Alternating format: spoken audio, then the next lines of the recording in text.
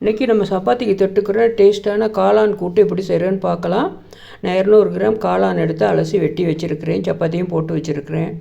நீங்கள் இப்போ என்ன செய்யணும், இதுக்கு தேவையான எல்லாம் போட்டு நல்ல ஒரு கூட்டு செஞ்சுக்கிட்டால் சப்பாத்தி சாப்பிட டேஸ்ட்டாக இருக்கும்.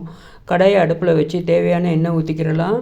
எண்ணெய் ஊற்றிட்டு கொஞ்சம் பெருஞ்சீரகம், ஒரு பிரிஞ்சி இலை, பட்டை, 2 ஏலக்காய், 2 கிராம்பு எல்லாத்தையும் அதில் போட்டுடலாம்.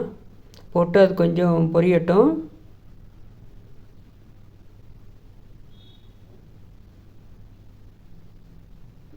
இதெல்லாம் பொரிஞ்ச உடனே பெரிய வெங்காயம் 1 2 நமக்கு தேவைக்கு மாதிரி கொஞ்சம் கூட போட்டாலும் நல்லாயிருக்கும். சில வெங்காயம் ஒரு 2 வெங்காயத்தை நல்லா பொடிசாக நறுக்கிட்டு அதையும் அதில் போட்டுக்கிடலாம். இதுக்கு தக்காளி நம்ம இப்படி போட போகிறது இல்லை, அரைச்சி தான் போட போகிறோம். அதனால் இதை மட்டும் நல்லா வதக்கிக்கிடலாம். வதக்கிட்டு இப்போ இதுக்கு ஒரு டீஸ்பூன் இஞ்சி பூண்டு பேஸ்ட்டு அதையும் போட்டுக்கிறணும்.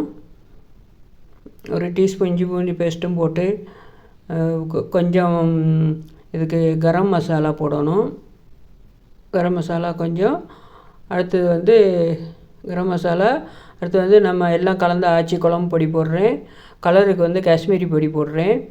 அடுத்தது இந்த அரைச்சி வச்ச தக்காளி 2 3 நம்ம தேவைக்கு மாதிரி அரைச்சி வச்ச தக்காளியும் அதில் ஊற்றி நல்லா இதுக்கு நமக்கு தேவையான அளவு தண்ணியை விட்டு நல்லா கொதிக்க விட்டுறணும்.